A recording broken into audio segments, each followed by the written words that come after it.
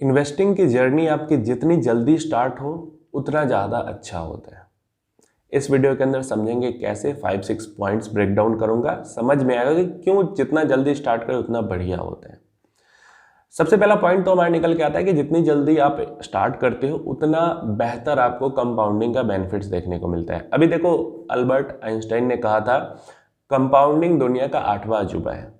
जो इसको समझता है वो इसको अर्न करता है और जो इसको नहीं समझता है वो इसको पे करता है। अगर आप कंपाउंडिंग को समझते हो तो आप उसको कमा सकते हो, अपने पास ला सकते हो, और नहीं समझोगे तो वो आपसे दूर जाएगा। अब स्टॉक मार्केट में या म्यूचुअल फंड में, स्टॉक मार्केट का ही बाई प्रोडक्ट म्यूचुअल फंड है, यहाँ पे कंपाउंडिंग उस तरीके से काम नहीं करती। शॉर्ट टर्म में कंपाउंडिंग काम नहीं करती है, यहाँ पे लॉन्ग टर्म में कंपाउंडिंग काम करती है। लाइक मिनिमम भी आप देखो, जैसे अभी आपने 1000 रुपये मान लो इन्वेस्ट किए, तो ऐसा नहीं कि 1000 का 1100, 1100, 1500, 2000, 4000 ऐसे नहीं बढ़ेगा। वो शॉर्ट टर्म में 1000 से 900 भी हो सकता है। यहाँ पे कंपाउंडिंग आपको इस तरीके से समझनी होती है कि अगर 5 साल में आपका पैसा 2 गुना हुआ तो 10 साल में पैसा वो 3 गुना नहीं होता है, 10 साल में वो पैसा सीधा 4 गुना होता है। तो स्टॉक मार्केट में कंपाउंडिंग इस तरीके से काम करती है। हर कुछ साल के बाद आपका पैसा डबल होने का जो टाइमिंग है वो कम होते जाता है। जैसे कि एग्जाम्पल के लिए मानते हैं कि पहला अगर 5 इयर्स लगते हैं, पहला पैसा मान लो आपने 100 रुपये इन्वेस्ट किए, 100 को 200 होने में पहले 5 साल लगेंगे, लेकिन अगले 5 साल में वो 200 का 400 होगा। मतलब आपका जो 100% रिटर्न पहले 5 इयर्स में मिला था आपके इनिशियल कैपिटल पे, 100 रुपये पे, पहले 100 रुपये पे 100% रिटर्न मिलके 200 हुआ 5 साल में, तो फिर से आपका जो इनिशियल इन्वेस्टेड 100 रुपये का अमाउंट है उस पे 100% का रिटर्न अगले 2.5 साल में ही मिल जाएगा, क्योंकि 300 तो अगले 2.5 साल में ही हो जा रहे हैं। थोड़ा इसको आप समझोगे तो आपको समझ में आएगा कि हर बार जो आपका पैसा डबल होगा उसकी जो टाइमिंग है वो आधी होती जाएगी। इस तरीके से म्यूचुअल फंड में, स्टॉक मार्केट में कंपाउंडिंग काम करती है। पहला 5 साल में डबल हुआ मान लो, 10 साल में वो 4 गुना होता है, 15 साल में सीधा वो फिर 8 गुना होता है, फिर अगर 20 साल जाते हो तो सीधा 16 गुना, 16 टाइम्स होता है। इस तरीके से अगर 5 साल में, वैसे म्यूचुअल फंड्स के अंदर में भी 3, 3.5, 4 साल तक होते होते पैसा डबल हो जाता है। मैंने एग्जाम्पल के लिए 5 साल यहाँ पे लिया है ताकि समझ में आए सिंपल कैलकुलेशन में आपको। तो ये बेनिफिट्स तभी मिल पाएंगे जितना जल्दी आप स्टार्ट करोगे उतना आप लंबा जा पाओगे। जब मैंने बताया 2x, 4x, 8x, 16x, अब 20 साल आपके पास टाइम होगा तब तो 16 गुना होगा, 25 साल होगा तब तो 32 गुना होगा। तो इसलिए जितना जल्दी स्टार्ट करोगे उतना ज़्यादा टाइम होगा। एक आपको यहाँ पे कैलकुलेशन दिखाता हूँ, उससे आपको और अच्छे से समझ में आएगा कि कंपाउंडिंग कैसे काम करती है। जैसे सिंपल सा कैलकुलेशन हम यहाँ पे रखते हैं, 10,000 रुपये महीने का अगर इन्वेस्ट किया जाए 60 साल तक, 60 की एज तक, तो अगर 12% भी उस पर रिटर्न मिल जाता है। वैसे अगर 20 साल 25 साल के लिए इन्वेस्ट करते हो, 15 साल के लिए, तो स्मॉल कैप के अंदर, मिड कैप के अंदर इन्वेस्ट करते हो तो 15% तक तो आराम से रिटर्न मिल जाते हैं। तो 15% मिल जाता है, लेकिन हम यहाँ पे कैलकुलेशन के लिए 12% ही रखते हैं। तो अगर आप 40 की एज में, 40 साल की उम्र में 10,000 रुपये हर महीने इन्वेस्ट करना स्टार्ट करते हो, उस पर सिर्फ 12% का ही सालाना रिटर्न मिलता है। तो 60 की एज में आपके पास 91.12 लाख रुपीज़ होंगे, 91 लाख। वही अगर आप 40 साल से 5 साल पहले 35 की एज में अगर आपने इन्वेस्टमेंट स्टार्ट की होती, सेम चीज़ यही, तो आपके पास 1.69 करोड़ रुपीज़ होते। वही अगर 30 की एज में स्टार्ट की होती तो आपके पास 3.05 करोड़ रुपीज़ होते। एंड वही अगर 25 की एज में स्टार्ट की होती तो आपके पास 5.46 करोड़ रुपीज़ होते, सिर्फ 12% के अकॉर्डिंग। परसेंटेज जितना बढ़ेगा कॉर्पस उतना बड़ा होगा। तो 40 से 25 एज डिफरेंस कितना आ रहा है? 15 साल। किसी ने 15 साल पहले सेम इन्वेस्टमेंट स्टार्ट की तो उसका पैसा 5 गुना से भी ज़्यादा, लास्ट में जो कॉर्पस है वो 5 टाइम्स से भी ज़्यादा बना है। और 15 साल बाद जितने स्टार्ट किया 1 CR भी अचीव नहीं कर पाया है। तो ये सब कंपाउंडिंग के बेनिफिट्स के कारण होता है, और इसीलिए जितना जल्दी आप स्टार्ट करते हो उतना लॉन्ग टर्म में ज़्यादा फायदा आपको होता है। अर्ली स्टार्ट करने का एक और सबसे बड़ा बेनिफिट होता है कि अगर मान लो आपके पास समय ज़्यादा है तो आप कम पैसे इन्वेस्ट करके भी ज़्यादा कॉर्पस बना सकते हो।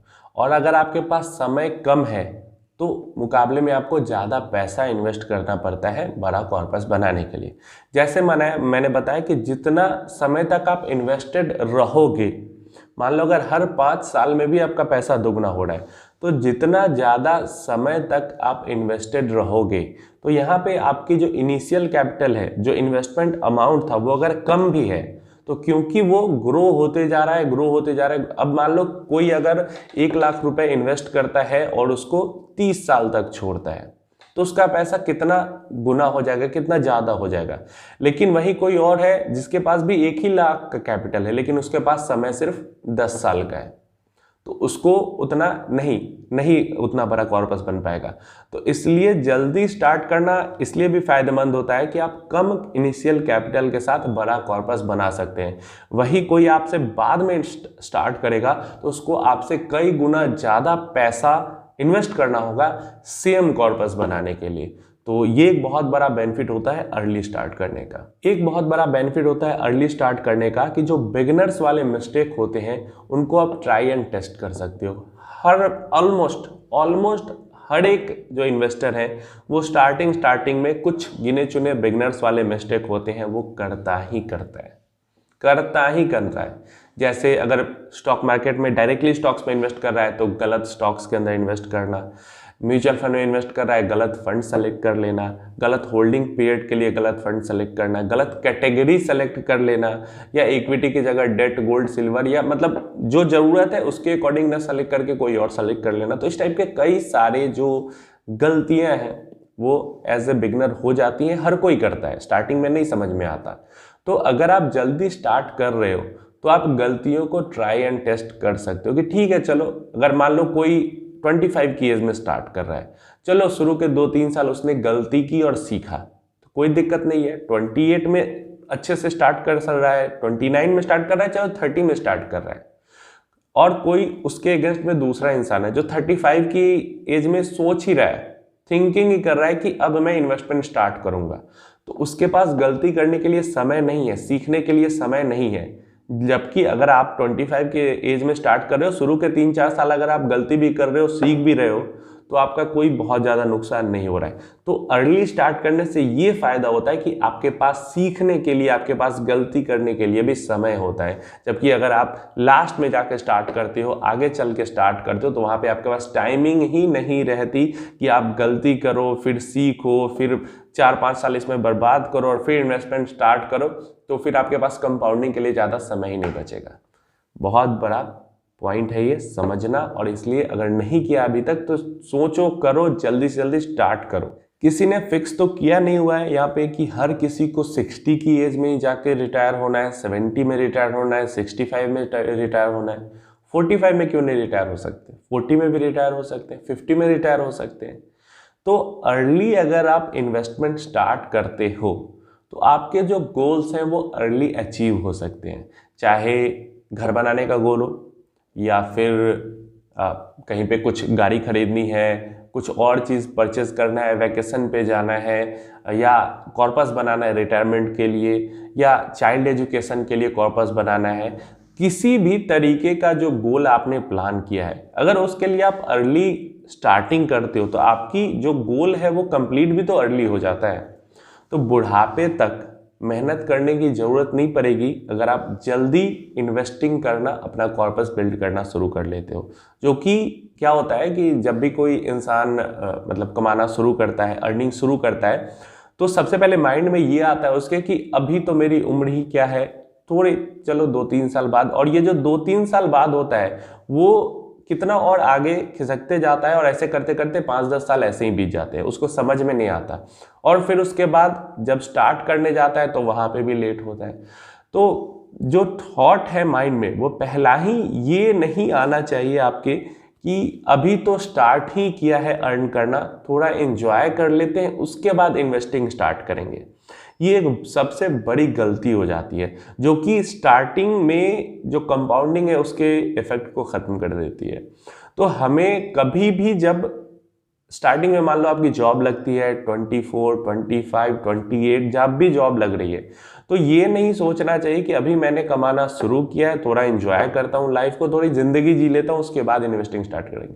करो सब कुछ, अपना जो एक बजट बना के कि इतना पैसा अपनी जो सैलरी आ रही है या जो बिजनेस इनकम है जो भी है उसका 20%, 25%, 30% जाएगा मेरे इन्वेस्टमेंट की तरफ।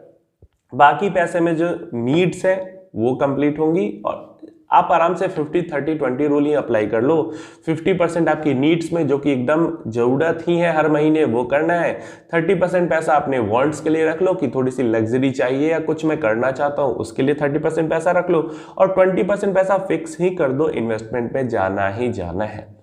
स्टार्टिंग से ही पहले मंथ सैलरी आ रही है वहीं से स्टार्ट कर दो कि 50-30-20 रूल को फॉलो करना है, इन्वेस्टमेंट करना है। अगर ऐसे करोगे तो आगे चल के लाइफ इजी हो जाएगी। नहीं तो मेजॉरिटी में जो लोग गलती करते हैं कि अभी तो बस अर्निंग स्टार्ट की हुई है, अभी एंजॉय करते हैं, बाद में इन्वेस्टमेंट करेंगे, तो ये बाद में इन्वेस्टमेंट करने के चक्कर में उनका जो होल्डिंग पीरियड है वो कम हो जाता है, और जो कंपाउंडिंग के बेनिफिट्स हैं उनको वो नहीं मिल पाती। आप ये गलती मत करना। अर्ली इन्वेस्टिंग स्टार्ट करने का एक फ़ायदा ये भी है कि देखो, एक तो आप जो अपना लिक्विड फंड बना के रखते हो, इमरजेंसी फंड बना के रखते हो, वो एक आपको प्रोटेक्टिंग नेट की तरह काम करता है। लेकिन जो आपकी इन्वेस्टमेंट होती है वो भी आपको प्रोटेक्ट करती है, वो भी प्रोटेक्टिंग नेट की तरह काम करती है लाइफ में कुछ अनफॉर्चुनेट हो जाए उसके लिए। अब चाहे नेचुरल हो या खुद से बनाया गया हो, लेकिन अनफॉर्चुनेट इंसिडेंट कभी भी हो सकते हैं। घर में किसी की कोई गंभीर बीमारी हो जाए, या जो एक घर का कमाने वाला है उसी को कोई प्रॉब्लम हो जाए, कोई डेथ हो जाए, या कोई सीरियस इंजरी हो जाए, या फिर कोई सीरियस डिजीज हो जाए, तो ये सब जो ऐसी प्रॉब्लम है जो कभी भी हो सकती है, किसी को हो सकती है, और फिर आप कुछ नहीं कर सकते। फिर आपके जो परिवार के हालात है वो खराब होते चले जाएंगे और वो फिर सुधरने नहीं वाले। तो इसलिए अगर आप अर्ली इन्वेस्टिंग स्टार्ट कर देते हो, मान लो 25 में आपने इन्वेस्टमेंट स्टार्ट की, 35-40 तक आपने इन्वेस्टमेंट की, उसके बाद अगर ऐसा कुछ हो भी जाता है तो एक ऐसा कॉर्पस आपके पास होगा कि अगर आप सही से उसका इस्तेमाल करते हो तो आगे आने वाली ज़िंदगी में आपको परेशानी नहीं होगी।